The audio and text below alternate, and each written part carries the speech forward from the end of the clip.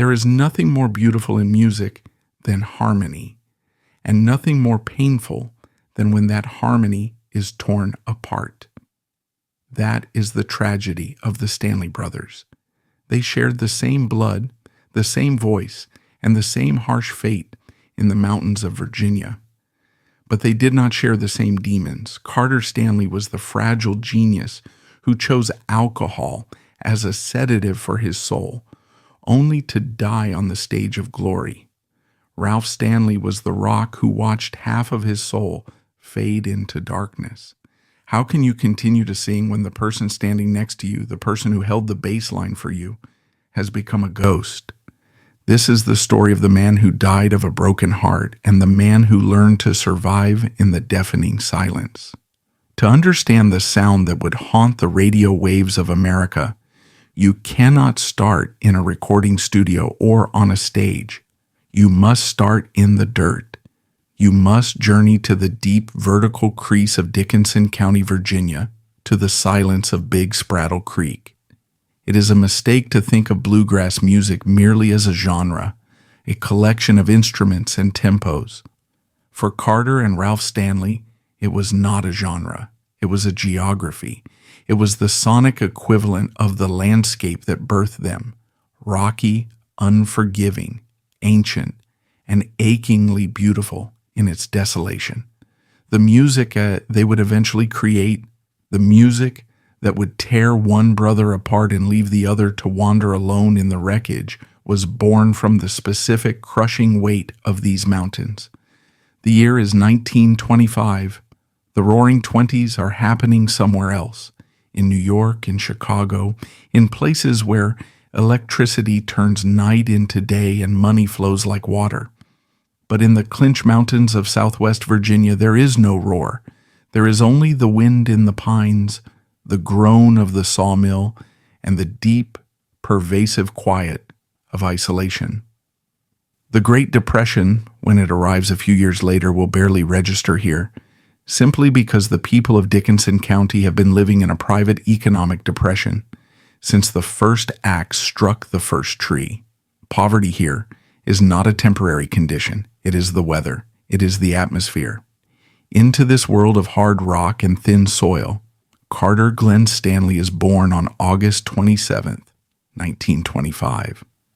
2 years later, on February 25th, 1927, his brother Ralph Edmund Stanley follows him into the light.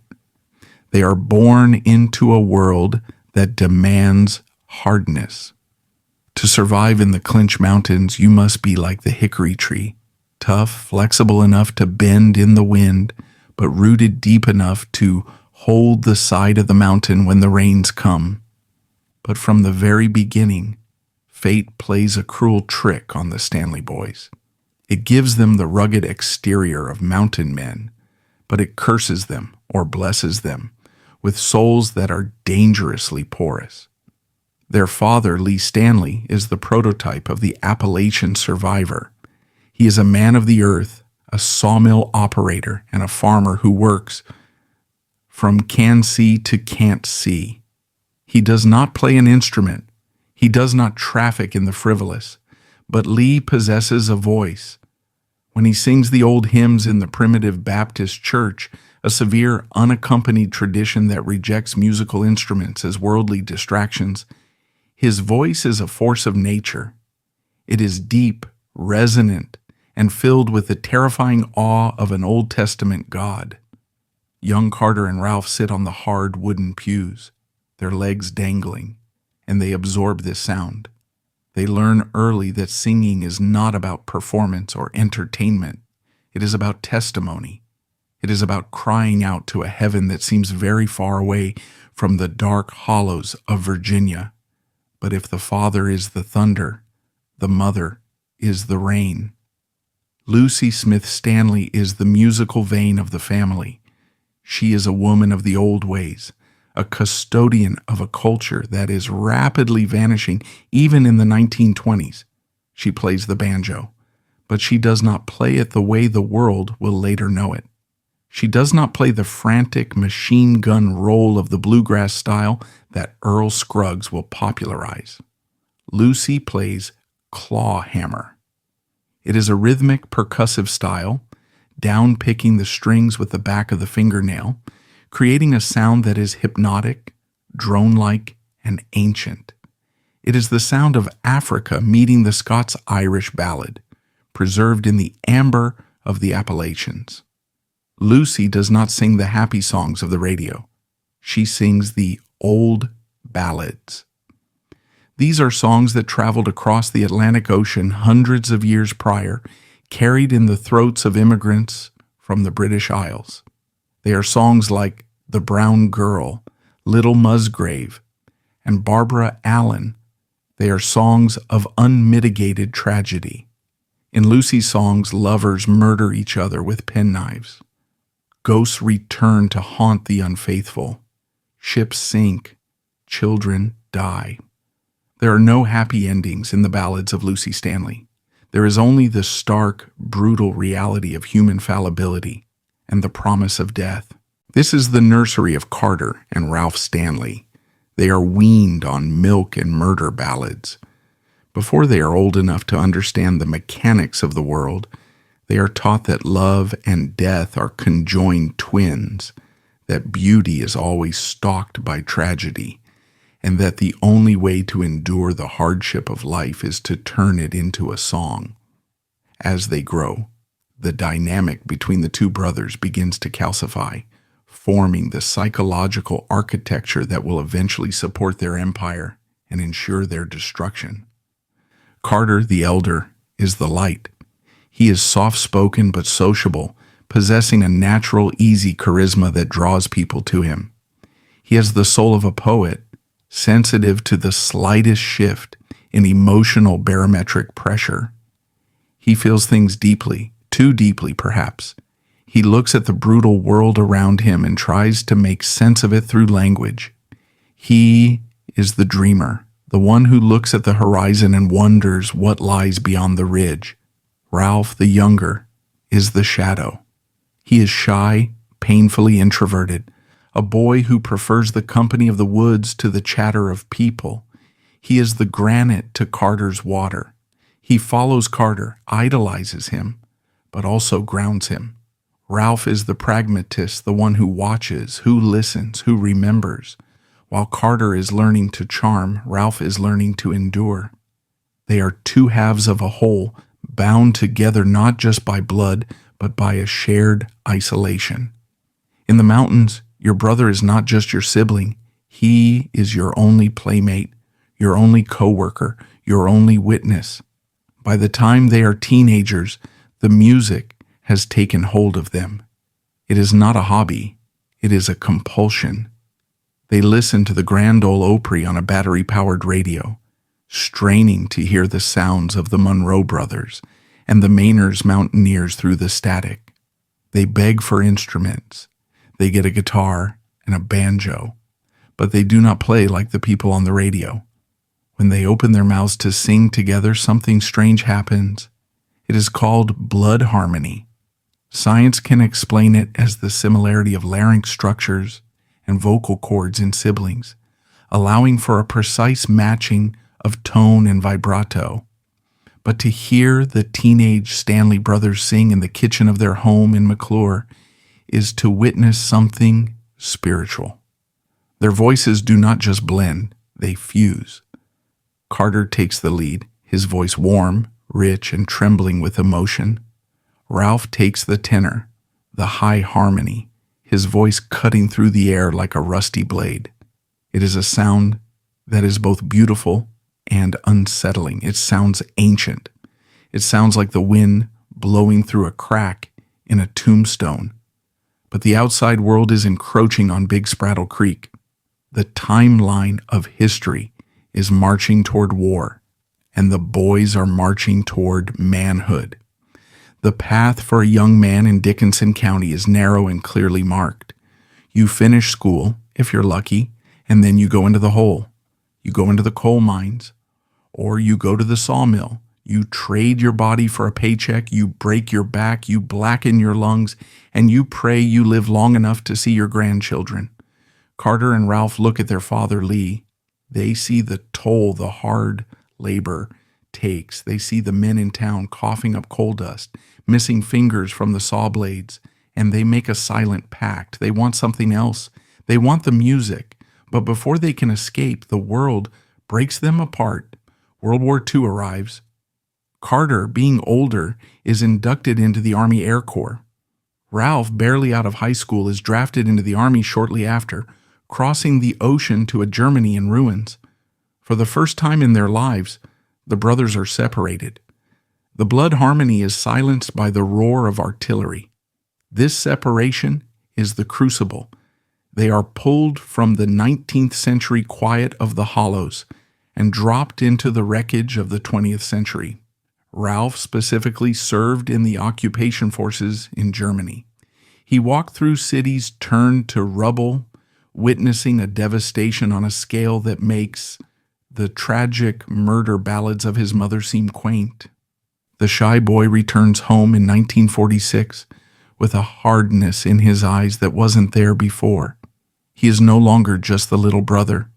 He is a survivor. When they reunite in Dickinson County in 1946, the relief is palpable. They are alive. They are home, but they are different. The mountains look the same, but the boys have changed. The prospect of going down into the coal mines, of spending the rest of their lives in the dark after surviving the war, is suddenly impossible. They have seen too much to settle for the slow death of the underground. They sit on the porch of their parents' house, instruments in hand. Carter picks up the guitar, Ralph picks up the banjo. They look at each other and they begin to play. The sound is still there. In fact, it is stronger. The war has added a layer of gravity to their voices. The innocence is gone, replaced by a high, lonesome quality that feels earned. "We're not going into the mines, Ralph," Carter says. It isn't a question. It is a declaration of independence. "No," Ralph agrees, his fingers finding the claw-hammer rhythm on the banjo strings. "We're going to play." It is a decision made in the optimism of youth, but it is a decision that seals their fate. By choosing the music, they are choosing a life of the road. They are choosing a life of uncertainty, of sleepless nights, of temptations that their primitive Baptist upbringing has not prepared them for. They are choosing to sell their emotions to strangers for gas money. They form a band. They call themselves the Clinch Mountain Boys, naming themselves after the very geography that defines them. They are staking their claim, telling the world they are not the Bluegrass Boys or the Foggy Mountain Boys. They are men of the Clinch. But the musical landscape they are stepping into is dominated by a giant. Bill Monroe has already established the template, and every band in the South is trying to copy his beat, his vocals, and his suits. Carter and Ralph stand at a crossroads. To succeed, they must fit in, but deep down they know they are not Bill Monroe. They are Stanleys. And the sound of the Stanley soul is not a fast, happy hoedown. It is a slow, mourning wail. The transition from the front porch to the professional stage is a migration. The silence of the cradle is broken. The noise of the road begins. That noise leads them to Bristol, Tennessee, and the 10,000-watt blowtorch of WCYB. Securing a slot on the Farm and Fun Time at noon means being invited into the living room of every family in the mountains. It is instant fame, but of a grueling kind. The daily grind of live broadcasts creates a unit of terrifying precision, while the treacherous nightly drives to show dates forge the band's soul. Carter isn't just singing to the miners and mothers, he is singing for them. In this pressure cooker, they stop imitating Monroe and find their own voice. With the addition of Darrell Pee Wee Lambert, the Stanley sound crystallizes, slower, darker, and more ancient. Carter takes the ballads of his mother and filters them through his own poetic sensibility, crafting songs like Little Glass of Wine that are simple on the surface but devastating underneath. By 1947, These raw, visceral songs are being pressed onto rich R-tone records, validating them as legitimate artists. However, the pressure on Carter begins to mount. He is the leader, the negotiator, and the songwriter, carrying the weight of the enterprise. The lifestyle of a traveling musician is a recipe for instability, constant movement, exhaustion, and temptation. In the dry counties of the South, bootleg whiskey is as common as sweet tea. It was passed around backstage. It was offered by fans. It was the social lubricant of the honky-tonk. For a man as tightly wound as Carter, a man who felt the crushing sadness of his own lyrics, alcohol offered a temporary release. It turned down the volume of the world. It made the exhaustion fade. It made the shyness disappear. At first, it was just a tool, a swig before the show to settle the nerves, a drink after the show to help sleep in the back of the car. But the insidious nature of addiction is that it begins as a solution before it becomes the problem. Ralph, ever the observer, noticed the change. He saw the way Carter's eyes would light up when the bottle appeared. He saw the way Carter's hands would tremble slightly until he had that first drink. But in the late 1940s, people didn't talk about alcoholism or addiction. They talked about a man liking his drink. It was viewed as a moral failing or a masculine habit, not a medical condition. And as long as Carter could stand up and sing, as long as he could charm the audience, nobody said a word. The pivotal moment for the band came in 1949. The buzz surrounding the Stanley Brothers had grown too loud to ignore. The major record labels in Nashville and New York were scouting for talent to feed the post-war hunger for hillbilly music. Columbia Records, one of the titans of the industry, came calling. This was the big leagues. Columbia was the home of Bill Monroe. To be signed to the same label as the King of Bluegrass was a validation that Carter had dreamed of. It meant national distribution. It meant real studios. It meant they had arrived. But it also meant war. When Bill Monroe heard that Columbia had signed the Stanley Brothers, he was apoplectic. To Monroe, the Stanleys were usurpers.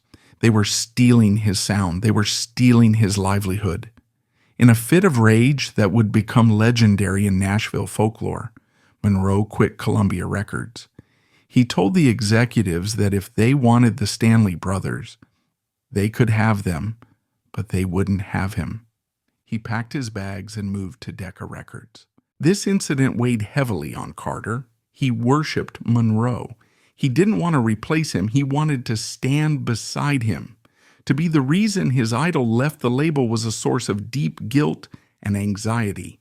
It reinforced his imposter syndrome, the nagging fear that he was just a fake, a copycat, unworthy of the success he was achieving. But the departure of Monroe left a vacuum at Columbia, and the Stanley Brothers stepped into it. The recording sessions that followed in the late 1940s and early 1950s are considered by many to be the holy grail of traditional bluegrass. The production quality improved, capturing the nuance of their voices. This was the era of the white dove. If you want to understand the soul of Carter Stanley, you only need to listen to The White Dove. It is a song he wrote, a song that stands as one of the greatest compositions in American folk music. The lyrics are simple, almost childlike, describing a man returning to his childhood home only to find his parents gone and the world changed. It is a song of devastating loss that captures the universal Appalachian experience of the diaspora. The young leaving the mountains, leaving behind the old ways. When Carter sang it, his voice broke with a palpable ache. He wasn't acting. He was mourning the loss of his own innocence. The recording of The White Dove marked the point of no return. The Stanley Brothers were no longer just a dance band. They were the poets of the diaspora. But while they were reaching their artistic peak, the ground beneath them was collapsing. The dawn of the 1950s brought a cold gray fog over traditional mountain music. The post-war boom was waning, the coal industry was mechanizing, and a new electrified threat called rock and roll was stirring in the Deep South. The rural audiences who had been their lifeblood were moving north, taking their culture, but leaving the infrastructure behind. By 1951, the reality of being famous and broke set in. Royalty doesn't pay the rent. The grueling schedule took its toll, and the dynamic in the car shifted.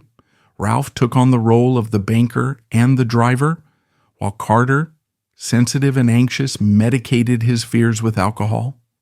The telepathic vocal bond would sometimes waver as Carter's timing slipped, forcing Ralph to sing harder to fill the gaps. They were a family watching their leader slowly unravel. In a desperate bid to survive, they made a decision that would haunt them. They disbanded. They traded the stage for the assembly lines of the Ford Motor Company in Detroit. The transition was a psychological violence for Carter. The noise of the factory was a soulless cacophony that drowned out his poetry. He hated the grease, the concrete, and the anonymity. In the mountains, whiskey had been a social lubricant. In Detroit, it became a medicine for despair. The exile lasted only a few months. The pull of the music was too strong. They returned to the South, battered but hopeful, only to face the most bizarre and humiliating chapter of their brotherhood. Bill Monroe, the king who had once resented them, called. He needed a lead singer for the Bluegrass Boys, and he wanted Carter, but only Carter. It was the ultimate test. For financial necessity and the validation of his idol, Carter accepted, leaving Ralph behind. For several months, Carter stood at the right hand of the king on the Opry stage, his voice blending with Monroe's in terrifying power. But for Ralph, it was the lowest point. The pact was broken. He put his banjo away and went back to hauling stone and timber. Yet, the separation taught them a valuable lesson. They were incomplete without each other. Monroe was a tyrant, and Carter, a natural leader, chafed under the submission. He missed the freedom, and more importantly, he missed the blood harmony, that specific texture that no stranger could replicate. In late 1951, Carter quit Bill Monroe. He returned to Virginia. He found Ralph, who was driving a truck, his hands calloused again. "I'm done with Bill," Carter said. "Let's start it up again." Ralph didn't argue. He didn't demand an apology. He just parked the truck and picked up the banjo. The Clinch Mountain Boys were reborn. But the dynamic had shifted. Ralph was no longer just the little brother. He was the partner who knew he could survive alone if he had to. And Carter carried the guilt of having left, a guilt that he washed down with more whiskey. They returned to the fray just in time for the asteroid to hit. The asteroid's name was Elvis Presley. In 1954, a young truck driver from Memphis walked into Sun Studio and recorded a sped-up rockabilly version of Bill Monroe's Blue Moon of Kentucky. It was a cultural nuclear explosion. Overnight, the musical landscape was leveled. Rock and roll arrived not as a new genre, but as a new religion. The youth of America, the very audience the Stanley Brothers needed to sustain their career, abandoned the fiddle and the banjo for the electric guitar and the snare drum. Bluegrass, which had been considered modern just a few years prior, was instantly rendered obsolete. It became grandpa's music. It became the sound of the past. Radio stations switched formats. Record labels dropped their country artists in droves to sign rockabilly kids with greased hair and shaking hips. Columbia Records, seeing the writing on the wall, dropped the Stanley Brothers. They were cast out of the major leagues. They were relics at the age of 30. This rejection sent Carter into a tailspin. He took it personally. He couldn't understand why the world no longer wanted the beautiful, sad songs he wrote.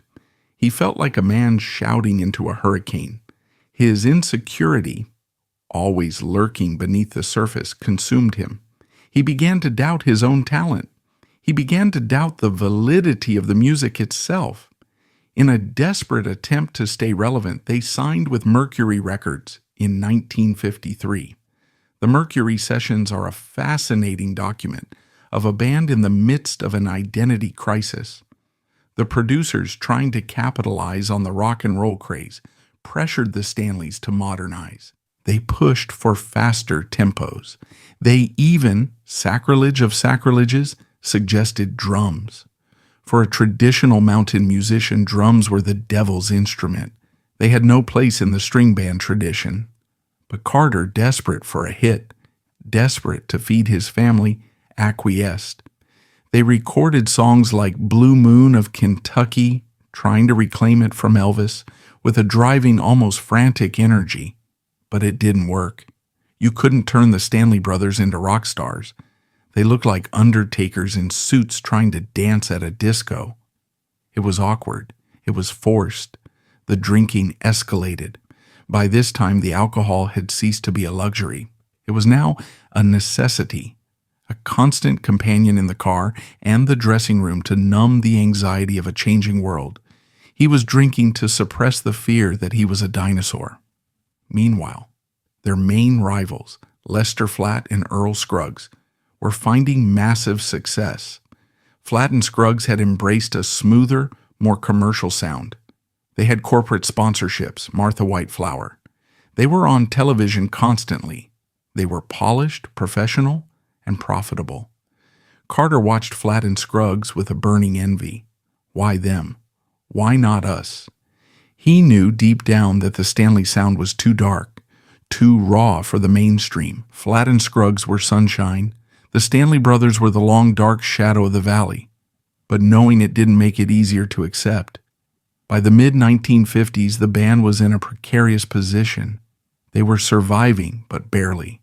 They were playing the kerosene circuit, schoolhouses with no electricity, barns, outdoor parks. They were driving thousands of miles a week in a worn-out sedan, sleeping sitting up, eating bologna sandwiches. But it was in this darkness that they found their true light. Sometime around 1956, they stopped trying to be Elvis. They stopped trying to be Flatt and Scruggs. They realized that they couldn't outrun the rock and roll train.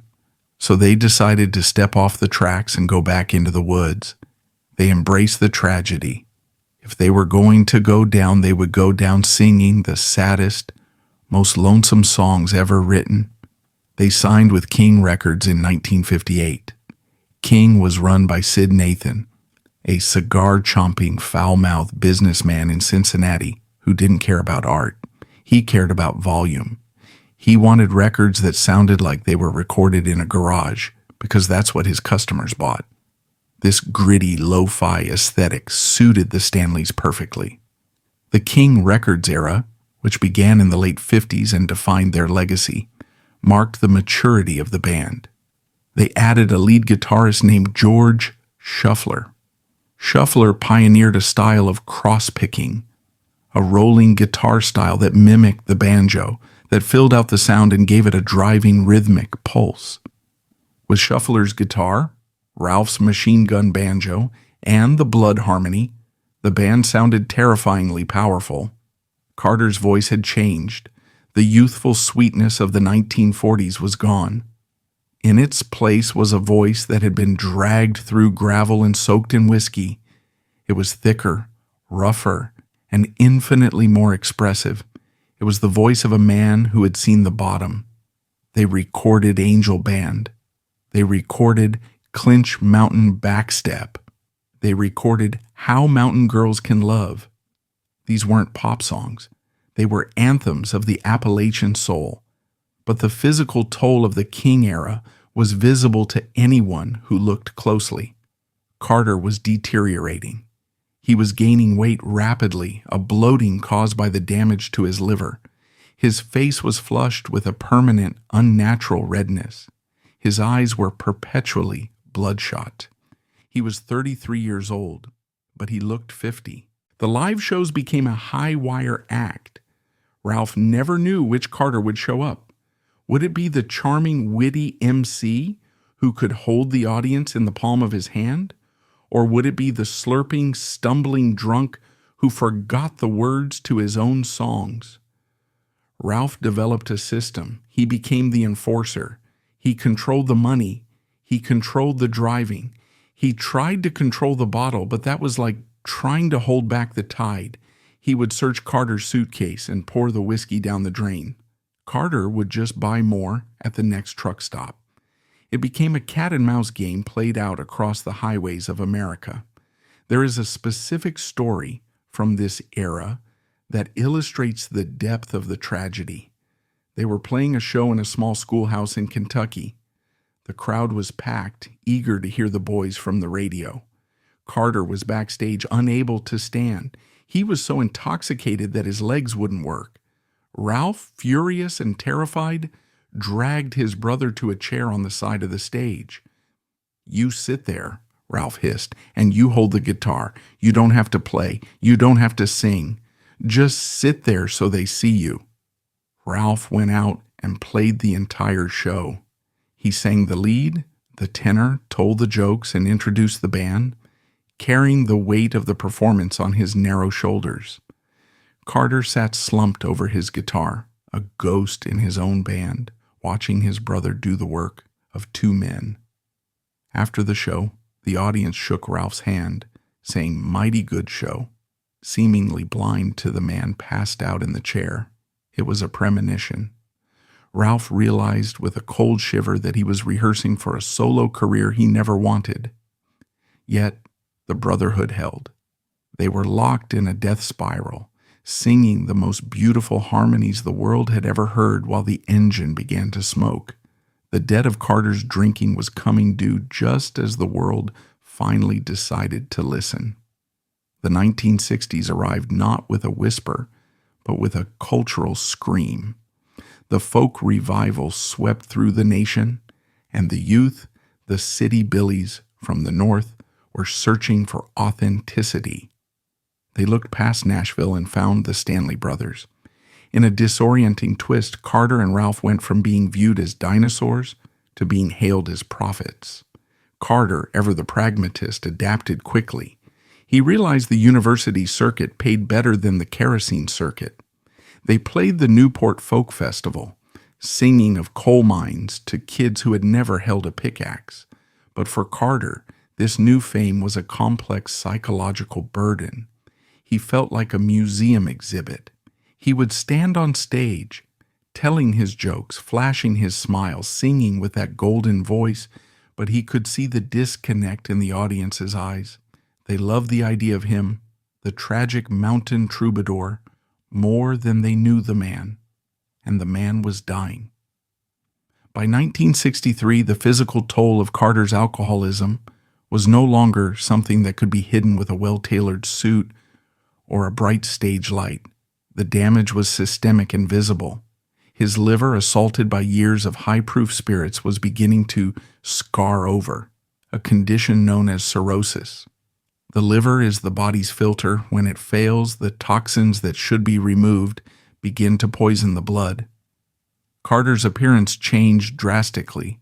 He had always been a handsome man with a softness to his features that made him approachable. Now, that softness turned into bloat.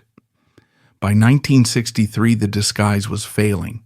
The handsome, youthful features that had once graced album covers were gone, replaced by the unmistakable swollen mask of end-stage alcoholism. He was 38 years old, but in the harsh light of the stage, he looked and moved like a man of 70 who had long ago made his peace with the grave. The contrast between his rising fame and his failing health created a grotesque dissonance. The more famous they became, the sicker he got. The folk revival fans saw his ravaged appearance and romanticized it. They saw the lines on his face and the weariness in his eyes as authenticity. They thought he looked like the hard life he sang about. They didn't realize they were watching a man slowly drowning in his own body. Ralph watched this deterioration with a helpless, quiet terror. The dynamic of the brotherhood had shifted completely. Ralph was now the caretaker in every sense of the word. He carried the luggage. He drove the bus. He managed the money, doling out small allowances to Carter so he wouldn't spend it all on liquor, though Carter always found a way. But the most painful burden for Ralph was the performance itself. Carter's voice, the instrument that had defined their sound, was becoming unreliable. The blood harmony was still there, but it was fragile. Carter would run out of breath in the middle of a phrase. His pitch would waver.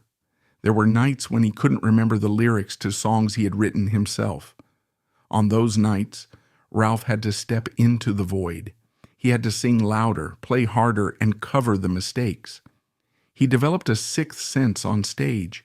He could feel when Carter was about to falter, and he would lean into his microphone instantly, taking over the lead vocal, turning a solo line into a duet to support his brother's failing voice. To the audience, it looked like a stylistic choice, a sudden, intense harmonization. To the band, it was a rescue mission. In 1964 and 1965, the band was working harder than ever. The demand was high. They were recording prolifically for King Records, laying down tracks that felt haunted. Listen to Old and in the Way or The Drunkard's Hell from this era. Carter sings them with a terrifying conviction. He wasn't preaching, he was confessing. The drunkard's doom is a sad, sad fate.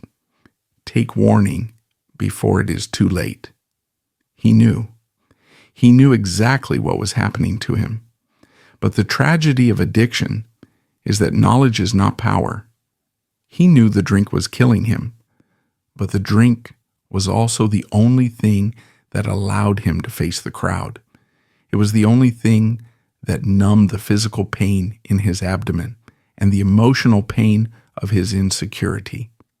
There were moments of lucid despair. Late at night, in the back of the tour bus or a cheap motel room, Carter would talk to Ralph. He would talk about his daughters back home in Florida, where they had moved to escape the harsh Virginia winters. He would talk about the future. "I don't think I'm going to make old bones, Ralph," he would say, staring at the ceiling.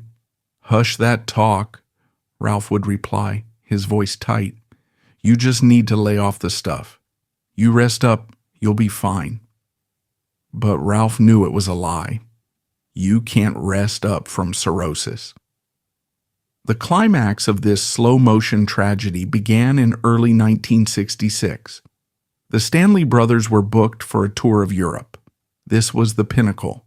For two boys from Big Spraddle Creek who had grown up without electricity, the idea of flying across the Atlantic Ocean to play in the concert halls of England, Germany, and Switzerland was almost like a fairy tale. It was the validation Carter had chased his entire life. But the timing was cruel. Carter was in no condition to travel. His doctors advised against it. His family begged him to rest. But Carter refused. He needed the money, yes. But more than that, he needed the glory. He wanted to see the world before he left it. The European tour of March 1966 stands as one of the most heartbreaking chapters in bluegrass history. The band was greeted as heroes. In London, they played the Royal Albert Hall. The audiences were respectful, knowledgeable, and adoring. They treated the Stanleys not as hillbillies, but as American nobility. But behind the curtain, it was a horror show. Carter was physically disintegrating. The long flights, the strange food, the grueling schedule, it accelerated his condition. He was bleeding internally. Esophageal varices, veins in the throat that swelled due to liver pressure, were beginning to rupture. He was coughing up blood. There is a specific incident in Switzerland that haunts Ralph's memory. They were at a hotel. Carter collapsed. He couldn't get up. He was vomiting blood. Ralph, terrified, called for a doctor. The doctor took one look at Carter and told Ralph the truth. "This man is dying. He shouldn't be here. He should be in a hospital." But Carter, with a stubbornness born of pride and fear, refused to cancel the tour. "We have shows to play, Ralph," he whispered, wiping the blood from his mouth. "We can't let them down." He went out that night and sang. He stood at the microphone, clutching the stand for support, his face pale and sweating under the lights. He sang "Rank Stranger." I wandered again to my home in the mountains, where in youth's early dawn I was happy and free. I looked for my friends, but I never could find them. I found they were all rank strangers to me. The European audience sat in stunned silence. They thought the emotion in his voice was artistic depth. They didn't realize they were hearing a man eulogize himself. They didn't know that the rank stranger he was singing about was the face he saw in the mirror every morning. They returned to America in the spring of 1966. Carter survived the flight, but he was a shell. He weighed less, yet looked larger due to the swelling. The sparkle in his eyes was gone, replaced by a dull, glassy stare.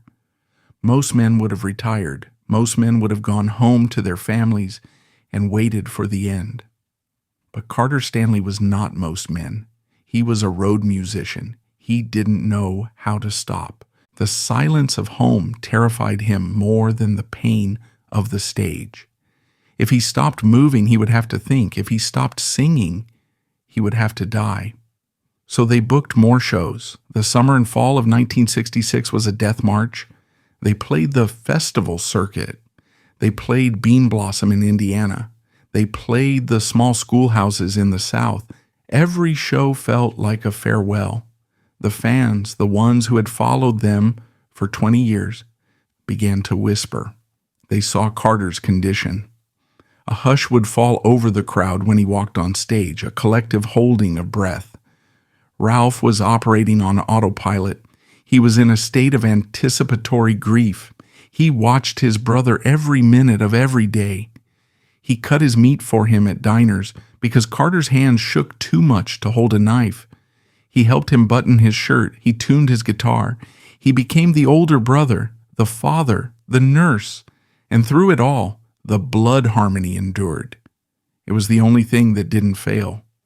When the voices locked in for those 3 minutes of a song, the sickness vanished. For 3 minutes, they were young again.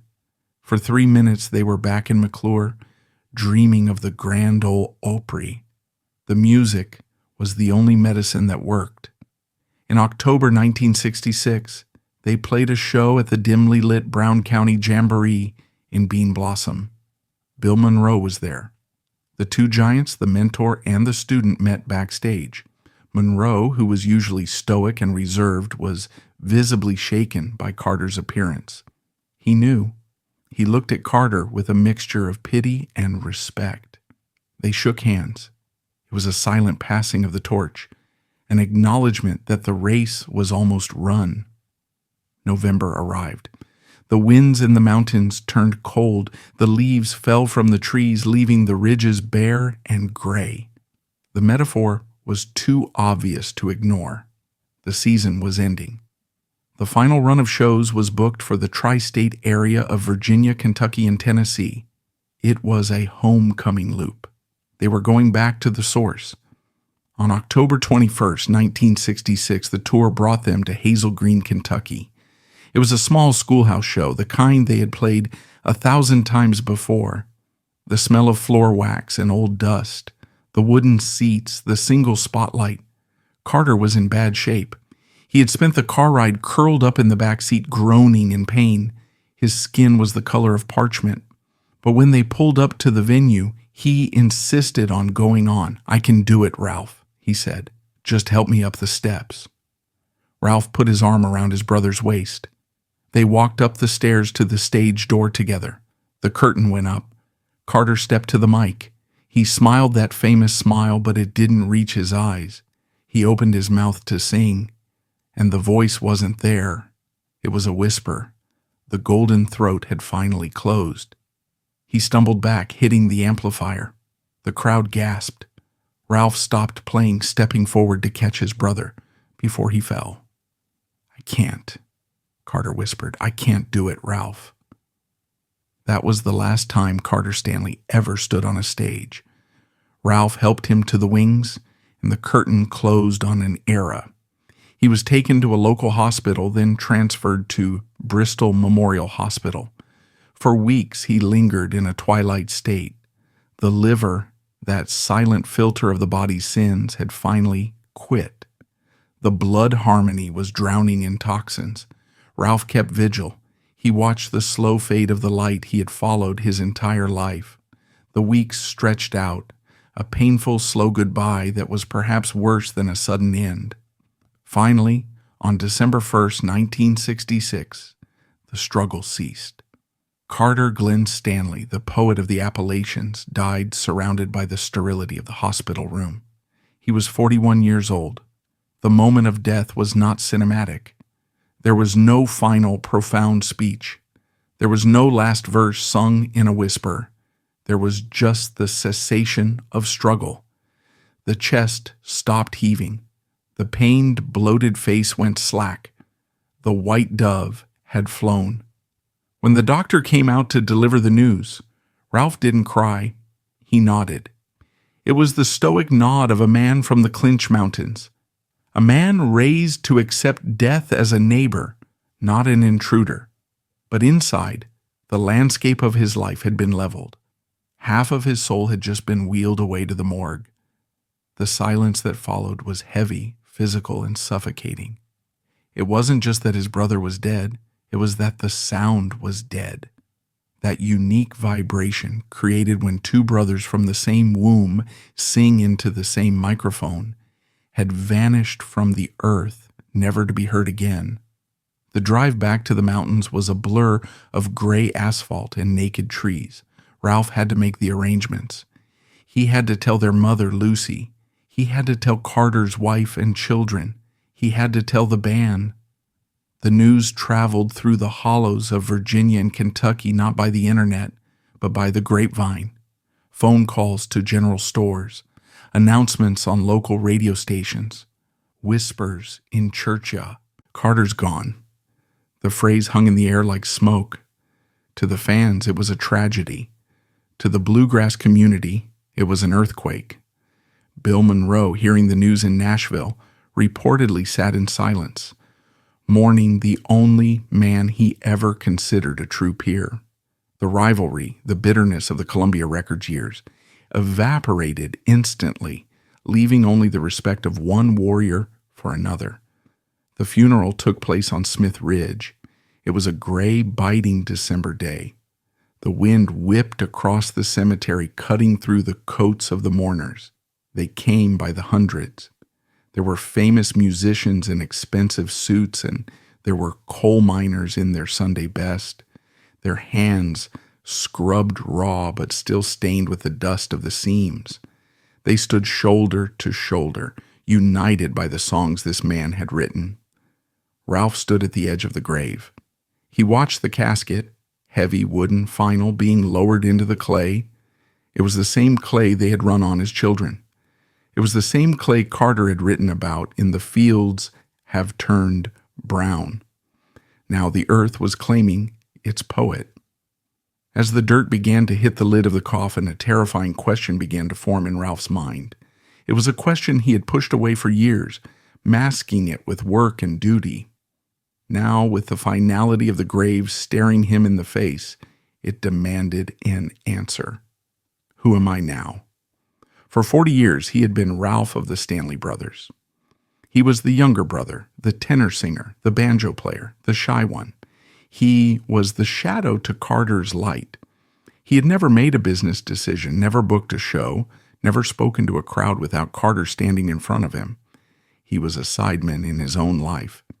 Now the front man was under 6 feet of dirt. The weeks following the funeral were the darkest of Ralph Stanley's life. He retreated to his home on Sandy Ridge. He parked the tour bus. He put the banjo in its case and shoved it into the corner of the room. He didn't want to look at it. He didn't want to hear it. The silence of the house was deafening. The music industry, in its cold efficiency, assumed the brand was dead. Promoters called to cancel upcoming dates. "We're so sorry about Carter," they would say, "so we assume the dates are off." They didn't ask if Ralph wanted to play. They assumed he couldn't. Without Carter's voice, without his MC skills, without his songwriting, what was left? Just a banjo player with a jagged, archaic voice that belonged in the 19th century. Ralph sat by the fire, staring into the embers. The grief was a physical weight, pressing on his chest, but alongside the grief was fear, financial fear. Carter had died broke. The years of drinking, the medical bills, the mismanagement of money, it had drained the coffers. Ralph had savings. He was always the frugal one, but he had a family to support. He had Carter's family looking to him. He had a band of musicians who were now unemployed. He considered quitting. He thought about the dump trucks. He thought about the farm. It would be the safe path. But the ghost wouldn't let him rest. Every time he closed his eyes, he heard the harmony. Then one afternoon, the silence broke. Ralph stood up from the fire where he had been wrestling with his grief. He walked out of the house and climbed the hill to the cemetery on Smith Ridge. He stood over the fresh mound of earth that covered his brother. He didn't speak out loud. He didn't cry. He just stood there, listening to the wind in the cedars. He realized something profound in that moment. Carter was gone. The Stanley Brothers were gone. That entity died in the hospital in Bristol. If Ralph continued, he couldn't try to be the Stanley Brothers. He couldn't try to replicate the sound. He couldn't find a Carter impersonator. That would be a mockery. If he was going to sing, he had to sing as Ralph. He had to embrace the very thing he had always hidden, his own rawness. Carter had been the smooth edge. Ralph was the serrated blade. Carter was the crooner of the mountains. Ralph was the shouter of the old regular Baptist church. His voice wasn't pretty. It was tight, constricted, and filled with a prehistoric sorrow. It wasn't a voice for the radio. It was a voice for the grave. He made his decision. He walked down the hill, went into the house, and opened the banjo case. He called the band. The Clinch Mountain Boys were scattered, unsure of their future. George Shuffler, the brilliant guitarist who had cross-picked his way through the King Records era, was waiting by the phone. Larry Sparks, a young, incredibly talented guitarist and singer who had filled in during Carter's final sick days, was hoping for a call. "We're going back out," Ralph told them. His voice was quiet, but it had a new steel in it. "But we're going to change some things." The first rehearsal was excruciating. They gathered in the room, instruments in hand. There was a hole in the center of the circle, a Carter-shaped void. Every time they kicked off a song, Man of Constant Sorrow or Rank Stranger, they instinctively waited for Carter's guitar run, for Carter's lead vocal. When it didn't come, the silence screamed. Ralph stepped up. "I'll take the lead," he said. He began to sing The White Dove, but he didn't sing it like Carter. Carter sang it with a mournful, melodic sweetness. Ralph sang it like a dirge. He stripped away the softness. He sang it with a stark, terrifying a cappella intensity before the banjo crashed in. It wasn't pretty. It was haunting. The band looked at each other. This was different. This wasn't the smooth, commercial bluegrass of Flatt and Scruggs. This wasn't the folk-friendly sound of the early 60s. This was something older. This was old-time music dragged kicking and screaming into the present. It was the sound of pure survival. Ralph decided to keep the name the Clinch Mountain Boys. It was a statement of continuity, a flag planted in the ground, but he dropped the Stanley Brothers. It was now Ralph Stanley and the Clinch Mountain Boys. The first show was a trial by fire. It was in February 1967, just 2 months after Carter's death. They were booked at a drive-in theater in Virginia. Ralph was terrified. He was physically nauseous. For 20 years he had stood to the right, hidden behind the neck of his banjo, letting Carter talk to the people. Now the microphone stand in the center was his. He walked out on stage. The applause was polite, but hesitant. The crowd was looking for Carter. They were looking for the smile, the joke, the warmth. Instead, they got Ralph. He stood stiff as a board, his face unsmiling, his eyes hidden behind glasses. He didn't tell a joke. He didn't charm them. He leaned into the mic and said, "This is a song my brother wrote." And then he unleashed the banjo. He played faster than he ever had. He played with a ferocity that bordered on violence. And when he sang, he didn't hold back. He let the grief of the last 3 months pour out of his throat. He sang the high tenor part, but he sang it as the lead. It pierced the cool night air. The audience was stunned. This wasn't the show they were used to. It wasn't entertainment. It was a seance. It was a man wrestling with his ghosts in public. But slowly, song by song, the crowd began to respond. They connected with the raw honesty of it. They realized that Ralph wasn't trying to replace Carter. He was honoring him by surviving. By the end of the set, the applause was thunderous. It wasn't just for the music, it was for the courage. Ralph walked off stage, his shirt soaked with sweat, his hands trembling. He had done it. He had stood alone. But the battle was far from won. The ghost of Carter Stanley was not so easily exorcised. In the months that followed, Ralph faced a grueling psychological test. Every night, requests would come up from the audience. Play White Dove. Play Fields Have Turned Brown. Every request was a knife twist. He had to sing his brother's autobiography every night. He had to sing the words Carter wrote about their parents, about their home, about their love. It was a form of emotional self-flagellation. He was keeping the legacy alive, but at the cost of his own peace. And he had to manage the band. He had to be the boss. Carter had been a lenient leader, often too drunk to discipline the musicians. Ralph was different. He ran the Clinch Mountain Boys like a military unit. He demanded punctuality. He demanded sobriety. He demanded that the shirts be pressed and the shoes be shined. He was terrified of chaos because chaos had killed his brother. He became a strict, demanding taskmaster. He hired young musicians. He became a teacher.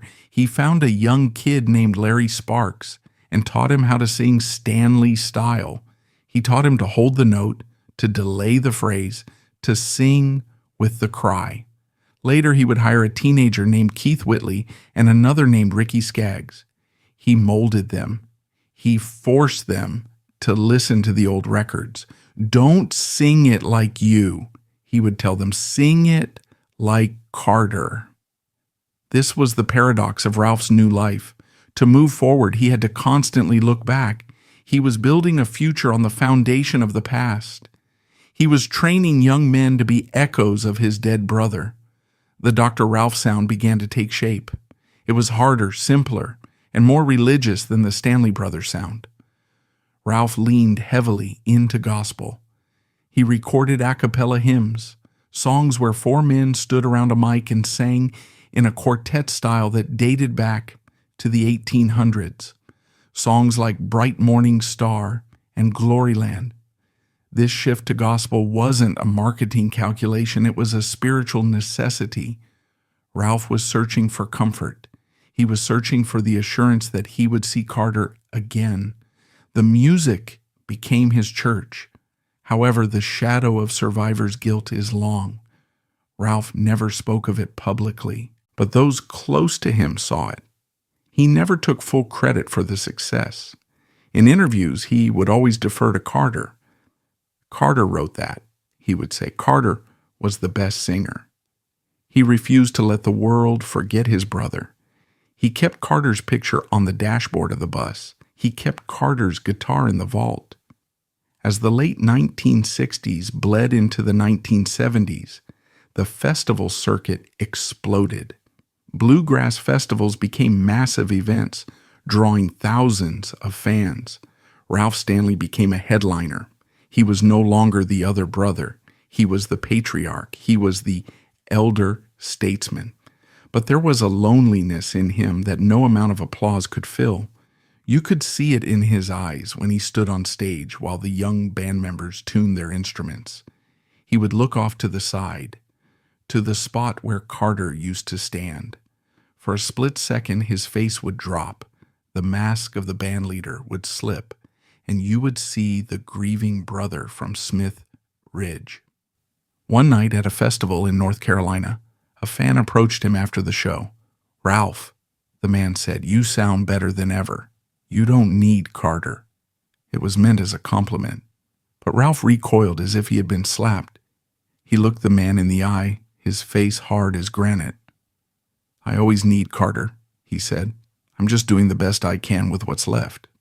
He turned and walked away, clutching his banjo case, a solitary figure disappearing into the darkness of the tour bus. The transition was complete. The Stanley Brothers were history. Ralph Stanley was a legend. But the cost of that transition was a piece of his soul that remained forever buried in the clay of Dickinson County. He had learned to sing alone, but he had never learned to be alone.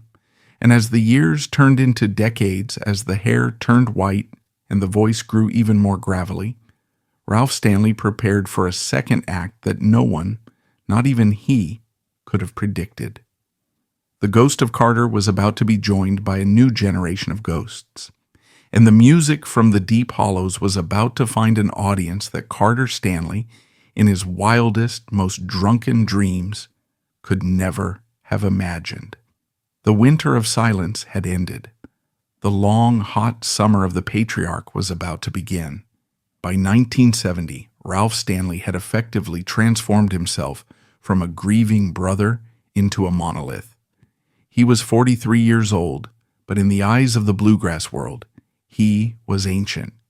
He had become Dr. Ralph, a title bestowed upon him later by Lincoln Memorial University, but one he had already earned in the field. He was the dean of the old school, the guardian of the primitive sound, while the rest of the country music world was softening its edges with string sections and polyester suits. Ralph was digging deeper into the clay. He was hardening. But a monolith cannot sing harmony with itself. The Clinch Mountain Boys were a machine that required fuel, and that fuel was young, hungry talent. Ralph had survived the initial shock of Carter's death by stepping into the lead spotlight, but he knew that the Stanley sound was a two-headed creature. It required the interplay of the rough and the smooth, the granite and the water. He needed a foil. He needed a ghost. And in one of the most uncanny twists in music history, the ghost arrived in the form of two teenagers from Kentucky. The story of their discovery has been told so many times it feels like a parable, but the reality was grounded in the mundane grit of the road. It was 1970. Ralph was scheduled to play a show in Fort Gay, West Virginia, but the bus, the old rattling iron lung that carried the band, had broken down. They were hours late. The crowd was restless. To keep the audience from leaving, the club owner put a local high school band on stage to fill the time.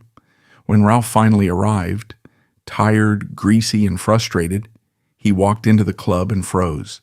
He heard a sound coming from the stage that shouldn't have been possible. He heard the Stanley Brothers. Not a cover band, not an imitation, but the sound, the phrasing, the tone, the specific crying ache of the harmony. It was perfect. It was 1952 all over again. He looked at the stage. There were two kids up there. One was short, with a mandolin that looked too big for his body. That was Ricky Skaggs, 15 years old. The other was a curly-haired boy with a guitar and a voice that seemed to carry the weight of 1,000 years. That was Keith Whitley, barely 16. Ralph stood in the shadows listening. It was like looking into a mirror that showed the past. Keith Whitley didn't just sing like Carter, he possessed Carter's spirit. He had that same mournful, resonant baritone, that same way of sliding into a note and letting it break just before the end. It was terrifyingly beautiful. When the boys finished, Ralph walked up to them. He didn't smile, he didn't offer praise. He just looked at them with his hooded, hawk-like eyes and said, "Do you boys want a job?" They didn't just get a job, they got an education. Ralph Stanley's tour bus became known as the University of Bluegrass. But it was a boot camp. Ralph was a demanding headmaster. He expected discipline. He expected the shirts to be starched. He expected the instruments to be in tune. And most importantly, he expected them to respect the silence. For Ricky and Keith, it was a dream. They had grown up worshiping the Stanley Brothers. Now they were Clinch Mountain boys. But for Ralph, it was a complex psychological experiment. Every night he stood on stage next to Keith Whitley. Every night he leaned into the microphone to sing harmony. And every night the voice coming back at him was the voice of his dead brother. It must have been a form of torture, exquisite and painful. To close your eyes and hear Carter, only to open them and see a 16-year-old boy in a polyester suit. But Ralph used it. He molded Keith. He taught him the Stanley style, how to hold the note, how to drive the rhythm without drums, how to sing with the cry. "Don't sing it pretty, Keith," Ralph would say. "Sing it true." The albums recorded during this era, Cry from the Cross and Something Old, Something New, are masterpieces of resurrection. They sounded vital. They sounded dangerous. The interplay between Ralph's jagged, prehistoric tenor and Keith's smooth, haunted lead created a spark that reignited the band's career. They weren't just a nostalgia act anymore. They were a powerhouse. But history, as it often does in the Appalachians, began to rhyme. Keith Whitley was a prodigy. He had the talent to be the biggest star in the world, but he also had the shyness. He had the insecurity. And, like Carter before him, he found that alcohol was the only thing that stopped the shaking. Ralph saw the signs early. He saw the hidden bottles. He saw the glazed look in the eyes after the show. It was a recurring nightmare. He had spent 20 years watching his brother kill himself by inches, and now he was watching his protege start down the same road. Ralph tried to intervene. He was stricter with Keith than he had been with Carter. He lectured him. He fined him. He threatened to fire him. He tried to be the father that Keith needed. But Ralph knew deep in his bones that you cannot save a man who is determined to burn. There's a specific kind of artistic soul, the kind that can sing the white dove and make a grown man cry, that seems to lack a protective outer layer. The world hurts them too much. The beauty is too sharp. Keith stayed with Ralph for several years, honing his craft, becoming a legend in the bluegrass circles. But the road was calling him to bigger things. Nashville was calling. The new traditionalist movement was beginning to stir, and the industry was looking for singers who sounded real. Keith Whitley was as real as rain on a tin roof. In the late 1970s, Ricky Skaggs left to join Emmylou Harris and eventually launch a massive solo career. Keith Whitley followed soon after. The departure was inevitable. You don't keep eagles in a cage forever, even if the cage is the legendary Clinch Mountain Boys. Ralph let them go. He didn't beg them to stay. He knew that the Clinch Mountain Boys was a way station, not a destination.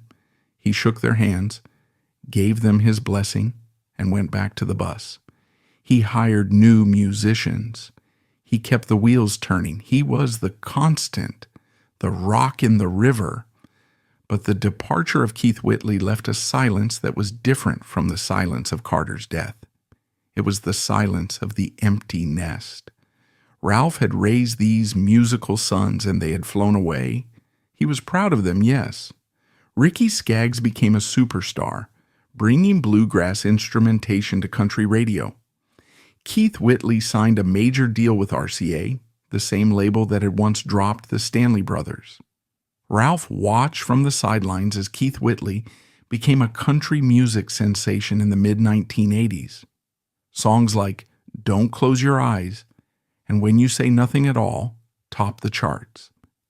Keith was handsome, charming, and possessed a voice that dripped with gold. He was everything Carter could have been if he had lived in a different time. But Ralph also heard the rumors, the stories drifting back from Nashville were dark. Keith was drinking hard. He was missing shows. He was wrecking cars. The demon that had stalked the back roads of Virginia had followed him to the neon lights of Music Row. On May 9th, 1989, the phone rang in Ralph's home on Sandy Ridge.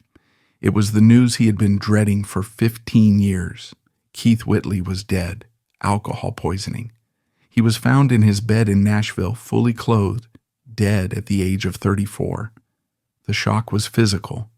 Ralph sat in his chair, staring out at the hills. It was happening all over again.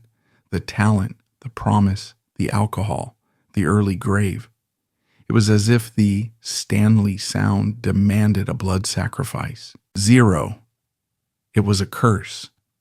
To sing with that much sorrow, perhaps you had to live with a darkness that eventually consumed you. Ralph stood at another grave, surrounded by weeping fans and industry executives. But he didn't weep. He was past tears. He had survived his brother, and now he had survived his musical son. Once again, he was the designated survivor, left behind to sing the eulogy. "I taught him everything I knew," Ralph told a reporter, his voice cracking just slightly. "I taught him how to sing. I taught him how to pick. But I couldn't teach him how to say no to the drink. That was the one thing I couldn't teach." The 1990s arrived, and Ralph Stanley was an old man. He was in his 60s now. The bluegrass festivals were still there, but the crowds were graying. The music industry had moved on to Garth Brooks and stadium country. Bluegrass was a niche curiosity, a museum piece. Ralph kept touring. He had to. It was all he knew. But the venues were smaller. The drive seemed longer. The arthritis in his fingers was making the banjo roll harder to execute. He began to simplify his playing, relying more on the melody and less on the speed. His voice had dropped an octave, becoming a gravelly croak that sounded like tectonic plates shifting. He was revered, certainly. He was a living legend. He received the National Medal of Arts. He played for presidents, but there was a sense of twilight settling over his career. He was the last leaf on the tree. Bill Monroe passed away in 1996. The generation of giants was gone. Ralph was the only one left standing, a solitary figure from a time when music was made on porches, not computers. He began to think about the end. He bought a plot of land near his home for a cemetery. He wanted to be buried near Carter. He wanted to make sure the family stayed together in death, even if they had been separated in life. He started a festival on his old home place, the Hills of Home Festival, inviting friends to come and play. It felt like a long, slow goodbye. And then, just as the sun seemed to be setting for the final time, the phone rang again. It wasn't a tragedy this time. It was a curiosity. On the other end of the line was a man named T-Bone Burnett. He was a producer from Hollywood. He explained that two filmmakers, Joel and Ethan Coen, the brothers famous for Fargo, were making a movie set in the Depression-era South. It was a retelling of the Odyssey, starring George Clooney. They wanted to use old-time music for the soundtrack. Real music, not Hollywood music. They wanted Ralph Stanley. Ralph was skeptical. Hollywood had never done him any favors. They usually wanted him to play the hillbilly caricature, the toothless yokel with a banjo. He asked how much it paid. The money was decent. He agreed to fly to Nashville for the session. He arrived at the studio. It wasn't a high-tech facility. Burnett had set up vintage microphones to capture the authentic sound of the 1930s. He wanted the room tone. He wanted the ghosts. Burnett asked Ralph to sing "O Death." It is an old song, an ancient song. It is a conversation between a dying man and death himself. It has no rhythm, no chord changes. It is a pure a cappella cry of terror and bargaining. "O death, O death, won't you spare me over till another year?" Ralph stood in front of the microphone. He was 73 years old. He didn't need to act. He didn't need to pretend to know what death looked like. He had looked it in the face when he buried his father. He had looked it in the face when he buried Carter. He had looked it in the face when he buried Keith Whitley. He had lived with death as a roommate for 50 years. He closed his eyes, he opened his mouth, and he let it out. He didn't sing it like a bluegrass song. He sang it like a primitive Baptist preacher standing at the edge of the apocalypse. His voice was cracked, broken, and terrifying. It wavered and shook, but it held a power that froze everyone in the control room. It was the sound of the Clinch Mountains.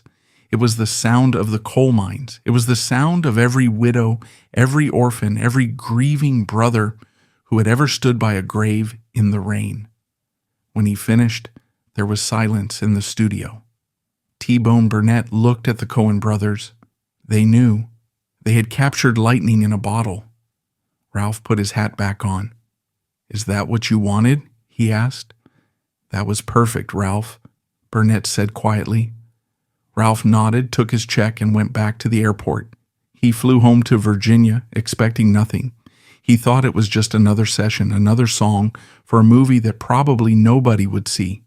He went back to his farm, back to his banjo, back to the quiet routine of an old man waiting for his turn to join the choir on the other side. He had no idea that he had just planted a bomb under the foundation of popular culture. He had no idea that the voice of a 73-year-old banjo player from Big Spraddle Creek was about to become the voice of a generation that didn't even know his name. The 20th century was ending. The digital age was dawning.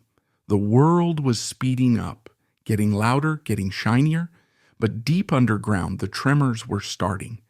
The ghost of the Stanley Brothers had one final trick to play, and this time the whole world was going to hear it.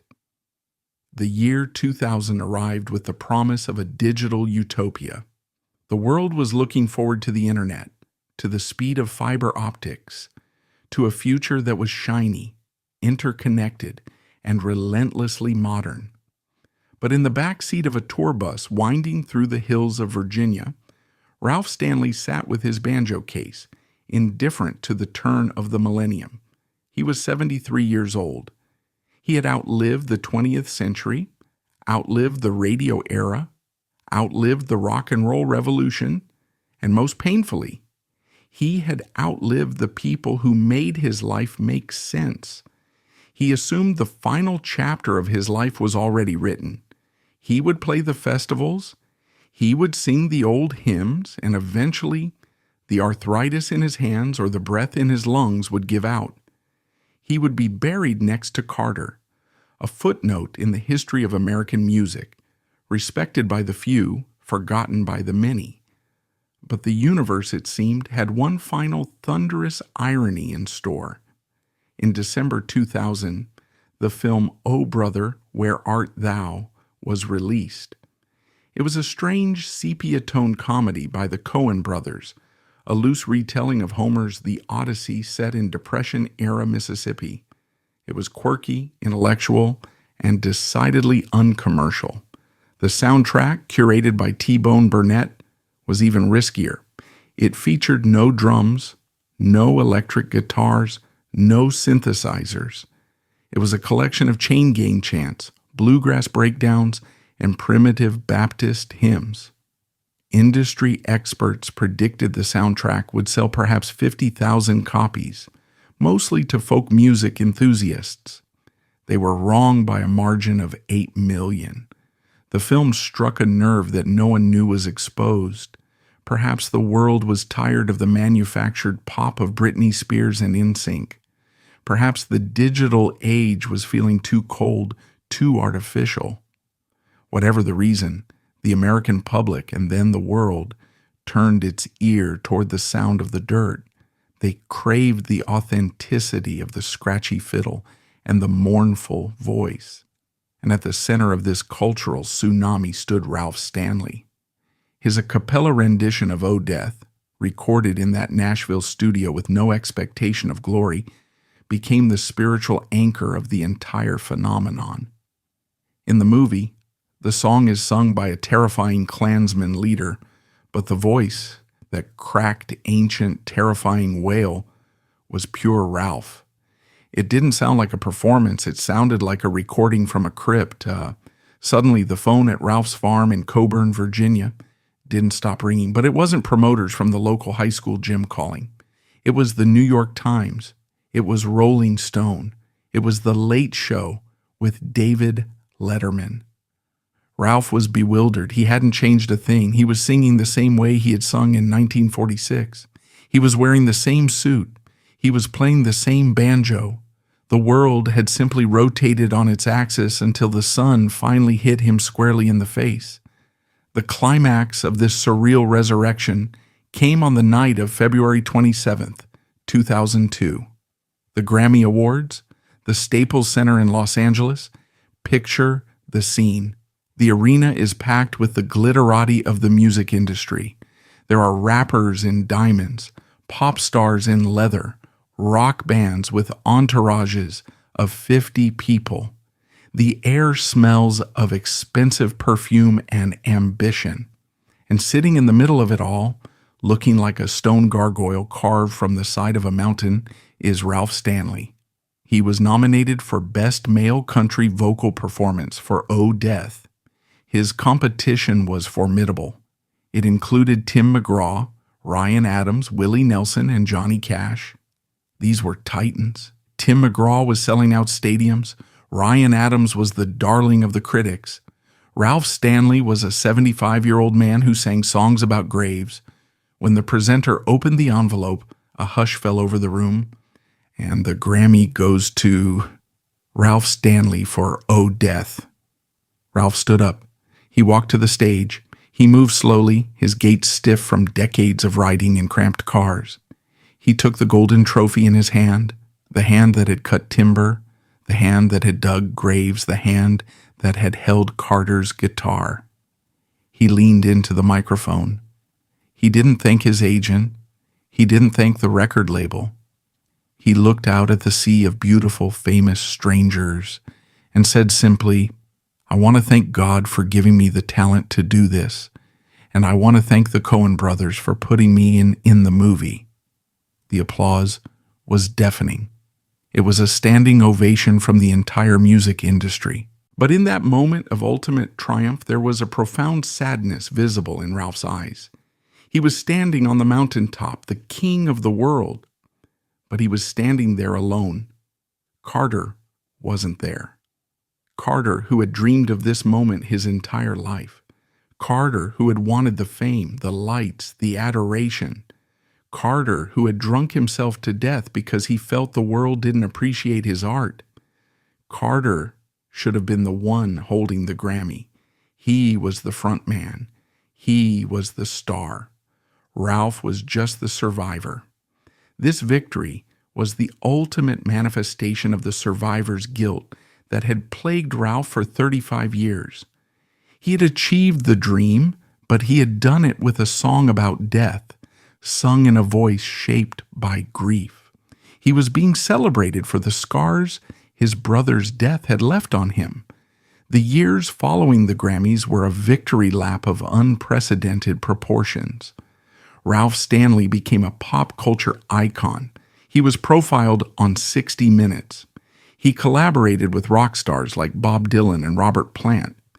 He played the Bonnaroo Music Festival, standing on a massive stage in the Tennessee heat, singing "Man of Constant Sorrow" to 80,000 college kids who sang every word back to him. He was Dr. Ralph now. He was untouchable.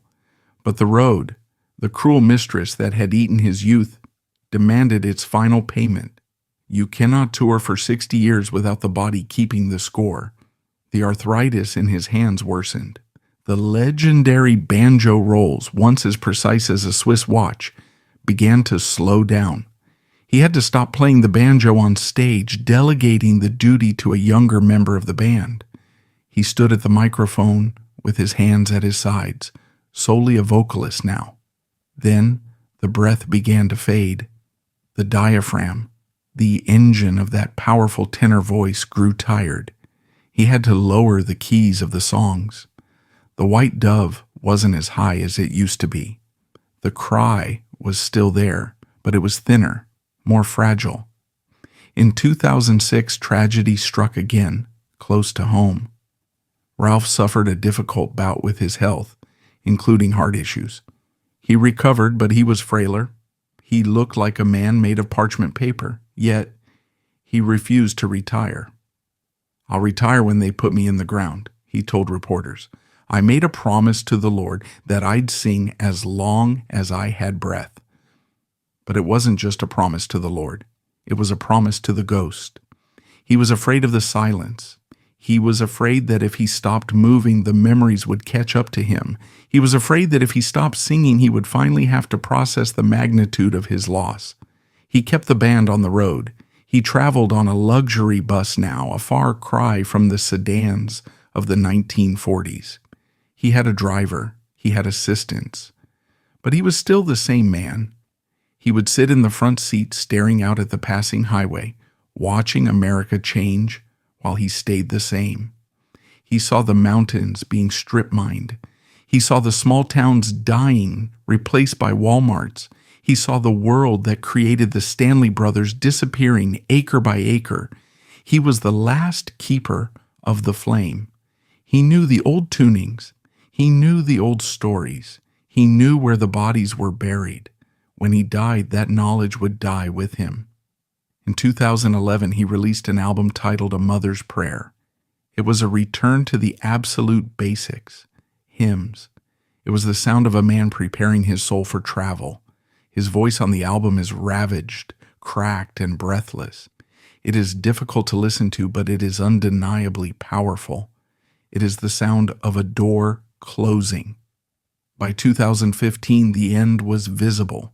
Ralph was diagnosed with skin cancer. The disease, a result of years of playing outdoor festivals under the beating sun, was aggressive. He grew weaker. The farewell tour was announced. He played shows sitting on a stool. He would sing a few songs, tell a few stories, and then let the band carry the rest. The audiences came to say goodbye. They didn't come for the technical proficiency anymore. That was gone. They came to be in the presence of history.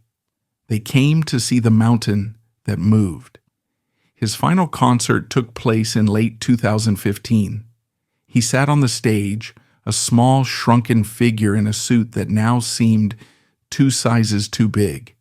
He looked out at the crowd. He didn't sing "Oh Death." He didn't have the lung power for it. He sang "Angel Band." "My latest sun is sinking fast. My race is nearly run. My strongest trials now are past. My triumph is begun." He sang it with a smile. For the first time in 50 years, the sorrow seemed to lift from his face. He wasn't singing to the audience. He was singing to someone just off stage, someone waiting in the wings. On June 23, 2016, at his home in Sandy Ridge, Virginia, Ralph Stanley died. He was 89 years old. He didn't die in a hotel room. He didn't die on a tour bus. He died in the hills that birthed him. He died listening to the wind in the trees of the Clinch Mountains. The circle was unbroken. The news of his death was covered by every major news outlet in the world. The President of the United States issued a statement. The music world mourned the loss of a giant. But in the hollows of Dickinson County, the mourning was different. It was quiet. It was the silence of a library burning down. They buried him on Smith Ridge. They dug the grave next to Carter. It had been 50 years, half a century of separation, half a century of Ralph standing alone at the microphone, holding the line, keeping the promise. Now the brothers were reunited in the clay. The blood harmony was restored in the silence of the earth.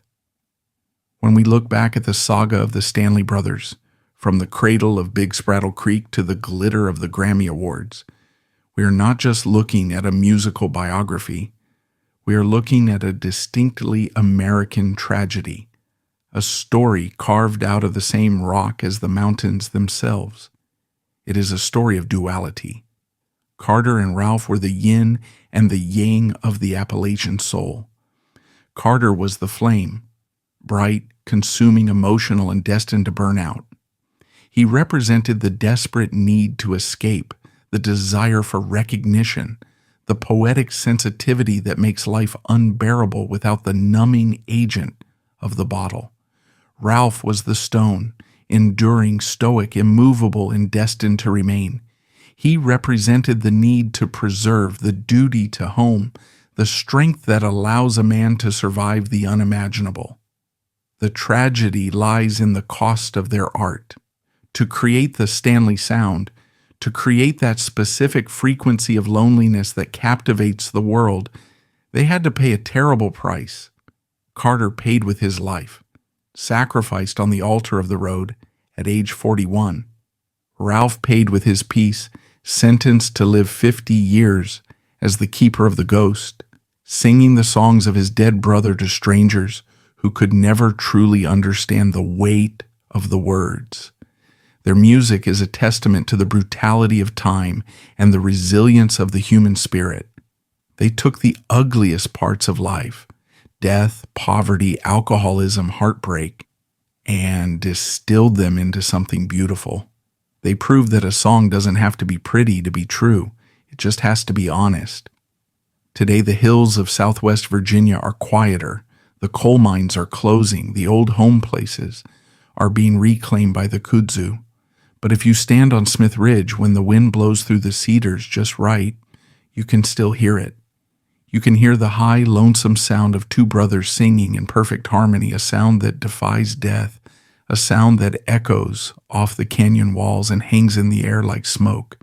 The Stanley Brothers are gone, but the mountain remains, and the song never ends.